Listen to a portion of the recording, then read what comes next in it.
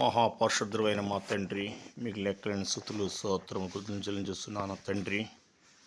ప్రభా, ఈ భూమిని ఆకాశములను సృష్టించిన మా తండ్రి యెహోవా, మీరు ఇక్కడ ప్రదక్షిణమై ఈ ప్రార్థన నెరవేర్పులను దయచేయండి అయ్యా. నీ బిడ్డల్లో నేను నమ్ముకొని నానుకొని ఎందరో తండ్రి ప్రభా ఉన్నారు. వారికి ఉన్న సమస్యలు తీసివేయండి, వారికి ఉన్న కష్టాలు తీసివేయండి, వారిని కాపాడమని ప్రార్థిస్తున్నాను. మీరు ఈ భూలోకములో మానవునికి అధికారం ఉన్నదని చెప్పారు. దానిని బట్టి నేను ప్రార్థిస్తున్నాను.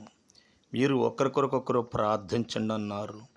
నేను ఇప్పుడు ప్రార్థిస్తున్నాను కాబట్టి తండ్రి, ఈ ప్రార్థన తండ్రి ప్రభా ఎవరైతే ఆలకిస్తున్నారో వారందరిని కూడా మీరు దీవించండి.